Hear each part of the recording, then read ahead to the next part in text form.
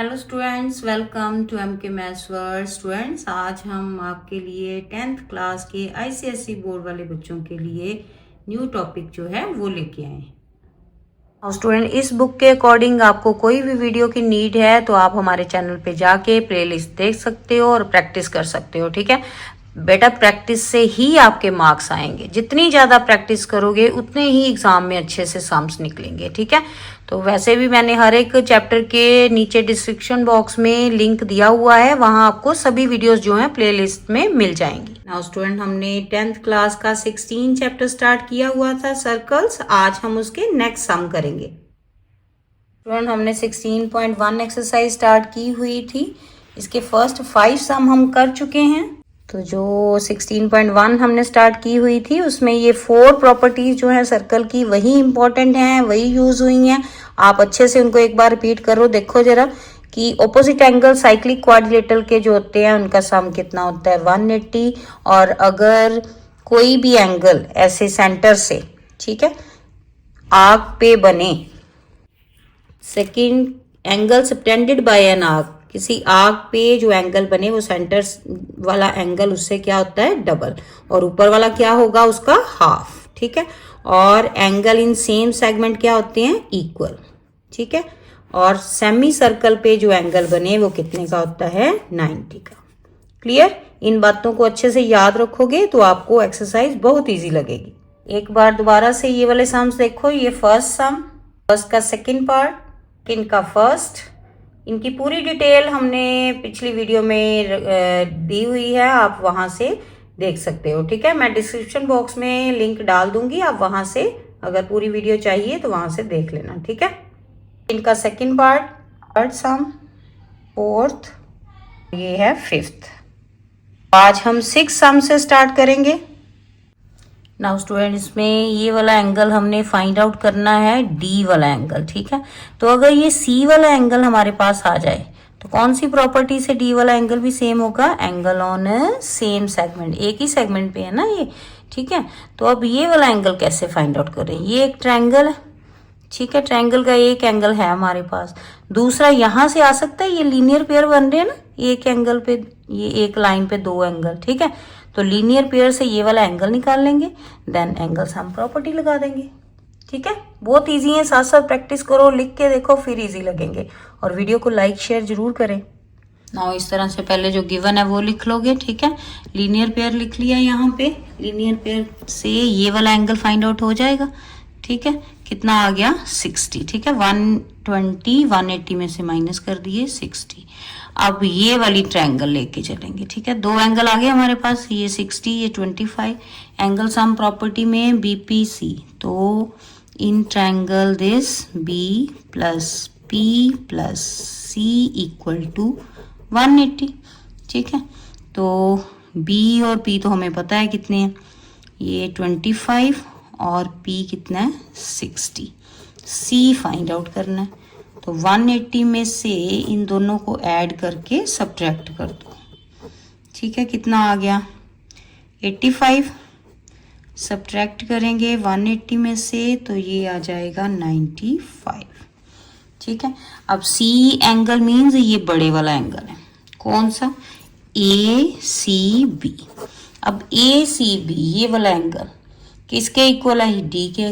क्यों, bye angle in same segment पे है इसलिए। तो देयरफॉर ADB जो फाइंड आउट करना था वो किसके इक्वल है, ACB के। ठीक है, रीजन भी सामने लिखो, angle in same segment.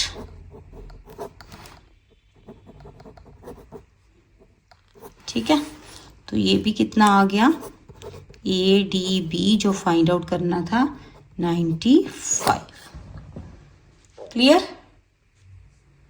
Easy है ना बच्चे, साथ साथ प्रैक्टिस करो और इजी लगेंगे। और वीडियो को लाइक शेयर जरूर करें। नाउ स्टूडेंट, 7 नंबर सम देखो। तो यहाँ पे एक तो थर्ड पार्ट में x की वैल्यू फाइंड आउट करनी है, ये ADC ये वाला एंगल फाइंड आउट करना है।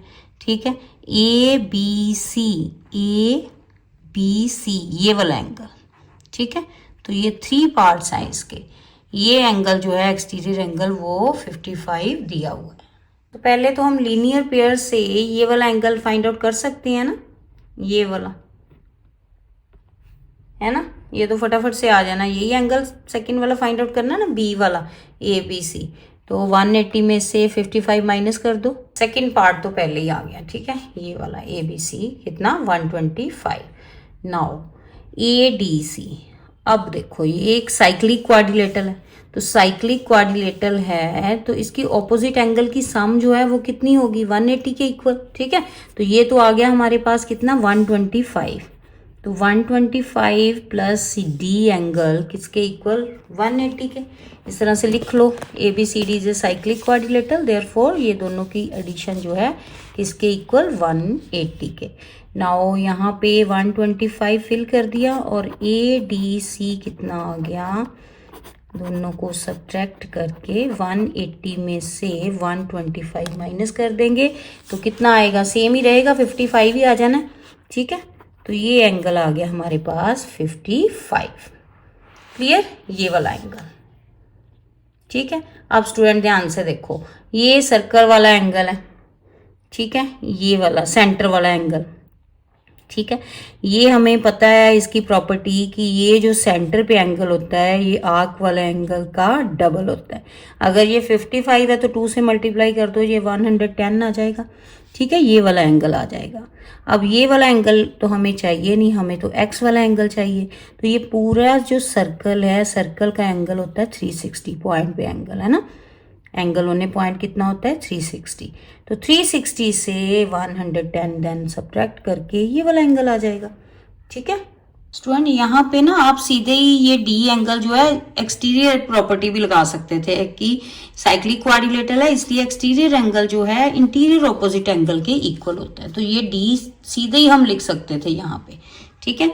ये सेम सम आपका एग्जाम्पल नंबर 9 है, वैसा सम है, एक बार वो भी देख लेना आप, ठीक है, सेम ही है, ये करने की जरूरत नहीं है फिर वहां पे, ठीक है। Now angle subtended bye an arc वाली प्रॉपर्टी जो थी वो लिखनी है, याद करनी है, आपको लाइन बोला था ना मैंने, ठीक है, फर्स्ट वीडियो में, तो वो लाइन पहले लिखोगे तभी ये वाली जो एंगल है डबल इसका लिखोगे, ठीक है, रीजन जरूर लिखना है। नाउ ये लाइन लिख के, ठीक है, देन आपने 2 से मल्टीप्लाई 55 को कर देना है, तो वो आ गया आपके पास 110, ठीक है, ये वाला एंगल आ गया आपके पास। अब ये वाला एंगल आ गया तो ये ऊपर वाला एंगल फाइंड आउट कर सकते हैं 360 से माइनस करके, ठीक है। तो देयरफॉर x की वैल्यू कितनी आ जाएगी, x एंगल की 360 से माइनस कर दो 110, कितना आ गया 250 आंसर, क्लियर। तो ये था स्टूडेंट सम नंबर 7, प्रैक्टिस करो साथ साथ। नाउ स्टूडेंट 8 नंबर सम देखो, तो यहाँ पे हमें प्रूव करना है कि ये 3y minus 2x equal to 140 के, ठीक है। तो उसके लिए पहले एक्स वाई की वैल्यू फाइंड आउट करेंगे, ठीक है, ये एक्स वाई की वैल्यू फाइंड आउट करेंगे। तो एक्स की वैल्यू तो सीधे ही ये देखो सेंटर में एंगल दिया हुआ है ना हमें, तो जो आर्क पे एंगल है वो क्या होगा, इसका हाफ हो जाएगा क्योंकि सेंटर वाला डबल होता है इसका, ठीक है। तो वो वही लाइन जो मैंने लर्न करने को बोली है कि angle subtended bye an arc at the centre is double the angle subtended bye it at any point on remaining part of the circle, वो पहले लिख लोगे, ठीक है। नाउ ये पहले लिख लो, देन 2 से मल्टीप्लाई कर दो, ये कितना आ जाएगा, ओ वाला मल्टीप्लाई करके और 160 क्या हो जाएगा उसका हाफ, ये हमने फाइंड आउट करना है ना डी वाला, ठीक है, ये डी और ये बी, ठीक है। तो अब डी वाला फाइंड आउट करना है तो वो इसका हाफ होगा 160 का, ठीक है। तो ये angle A D C equal to 160/2 cutting करके आ जाएगा हमारे पास 80। तो ये जो एंगल है डी वाला ये क्या है x, तो देयरफॉर ये आ गया हमारे पास x, ठीक है। नाउ y के लिए ये क्या है, एक साइक्लिक क्वाड्रिलेटरल है तो ऑपोजिट एंगल की सम जो है वो किसके इक्वल होगी 180 के, because ABCD is a cyclic quadrilateral, therefore x plus y equal to 180। x की वैल्यू फिल कर दो 80 और y कितना आ जाएगा 100, 180 में से 80 सब्ट्रैक्ट हो गए, y की वैल्यू आ गई 100, क्लियर। अब x भी आ गया हमारे पास, y भी आ गया, यहाँ पे जो प्रूव करना था वहां पुट कर लो, ठीक है। तो ये 3 इंटू 100 माइनस 2 इंटू 80, तो ये राइट साइड, ठीक है। ये लाइन लगा लो बीच में, ये लेफ्ट हैंड साइड और ये राइट हैंड साइड। नाउ यहाँ पे आ गया 300 माइनस 160, ठीक है। दोनों को सब्ट्रैक्ट करोगे तो 140 आ गया, यही तो राइट साइड पे है। तो therefore left hand side equal to right hand side, hence proved. Clear? ये हमारा 8 सम का answer. Now student 9 number sum देखो, दो पार्ट्स हैं इसके। फर्स्ट में है यहाँ पे 65 एंगल दिया हुआ है और DEC फाइंड आउट करना है। DEC यानी कि यहाँ पे हमें ज्वाइन कराना पड़ेगा इसको, है ना। ये वाला एंगल फाइंड आउट करना है DEC। तो ये वाला अगर ज्वाइन हो जाए स्टूडेंट, ये एक सेगमेंट ये बन रहा है बड़े वाला, है ना। तो ये तो सेम सेगमेंट पे एंगल आ रहे हैं दोनों, तो दोनों ही 65 हो गए एंगल ऑन सेम सेगमेंट। और ये वाला एंगल जो है ई वाला, क्योंकि यहाँ पे देखो ये सेंटर से, है ना, ये सेमी सर्कल पे एंगल बन रहा है, तो सेमी सर्कल पे जो एंगल बने वो तो 90 का होता है। तो इट मीन्स ये वाला बड़े वाला ई वाला एंगल जो है ना, ये 90 का है ना। तो यहाँ से ये दो एंगल आ गए हमारे पास, ये वाला एंगल हम फाइंड आउट कर लेंगे। तो ये तो हो गया AEC, ये वाला एंगल जो है AEC, ये वाला कितने का, 90 का, क्योंकि ये कहाँ पे बन रहे हैं, सेमी सर्कल पे एंगल बन रहा है ये वाला, ठीक है।